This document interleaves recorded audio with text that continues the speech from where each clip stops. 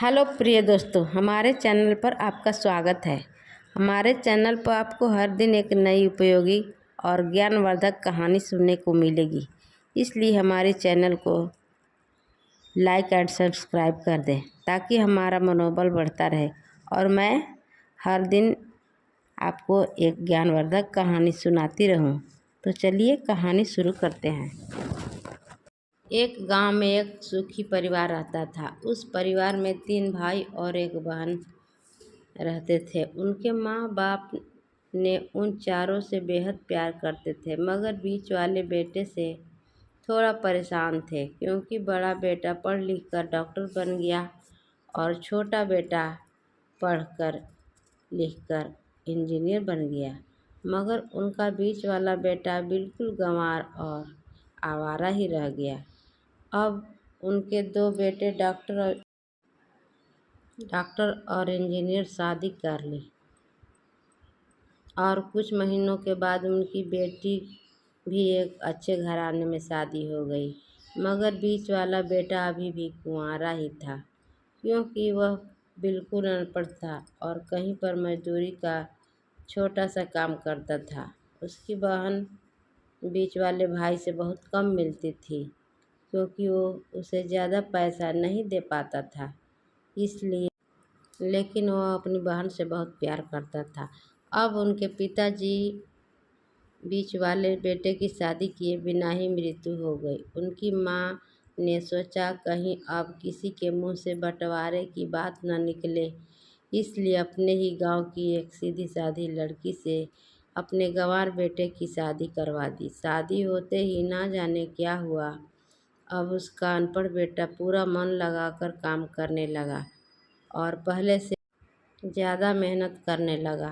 अब तो उसे कोई भी दोस्त बुलाने आता तो वो उसे यही कहता था कि भाई पहले तो मैं जैसे तैसे अकेला कमाकर खा लेता था, मगर अब मेरी शादी हो गई तो मुझे अपनी पत्नी के लिए भी कमाना पड़ता है और कल को आने वाले बच्चों के लिए भी तो जोड़ना पड़ेगा।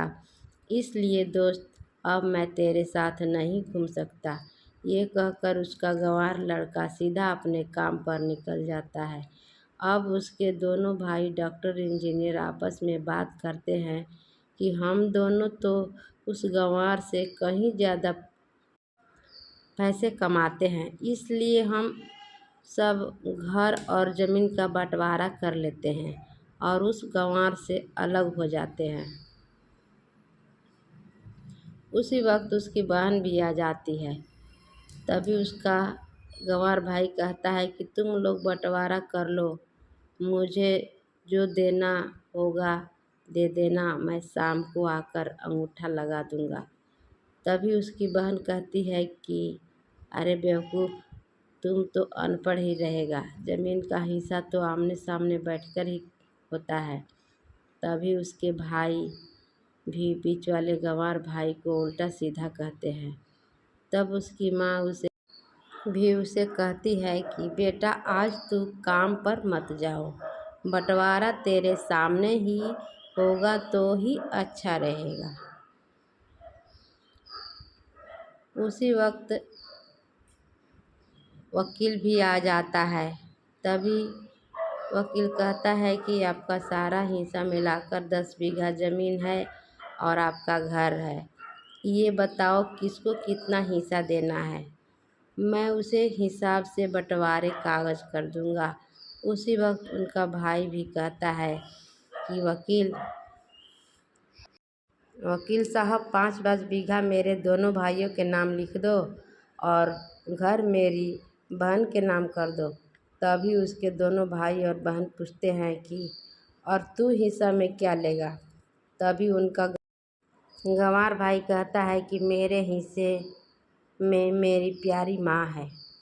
और तभी वो अपनी पत्नी से कहा कि क्या मैंने गलत कहा क्या।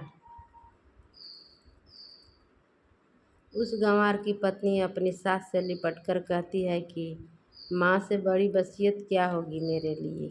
और उसी वक्त उसका गंवार पति भी अपनी माँ से लिपट जाता है।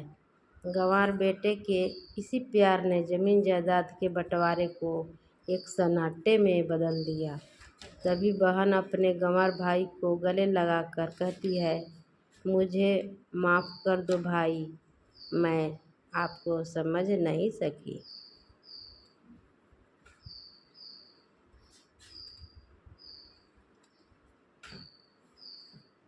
तभी उसका भाई कहता है कि मेरी प्यारी बहन, इस घर में जितना अधिकार हमारा है उतना ही अधिकार तेरा भी है।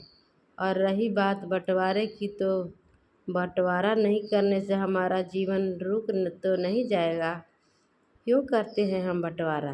क्या हम एक साथ मिलकर नहीं रह सकते? जैसे हम बचपन में मिलकर रहते थे। एक साथ मिलकर रहने को ही एक अच्छा परिवार कहते हैं। और उस अच्छे परिवार को संभालती है एक माँ। तभी उसके दोनों भाई भी बहुत शर्मिंदा होते हैं और बंटवारे के सभी कागजात को फाड़ देते हैं। उस दिन से सभी परिवार खुशी खुशी मिलकर रहने लगते हैं। तो दोस्तों, अगर ये वीडियो आपको अच्छी लगी होगी तो इसे लाइक सब्सक्राइब करें और कमेंट ज़रूर करें।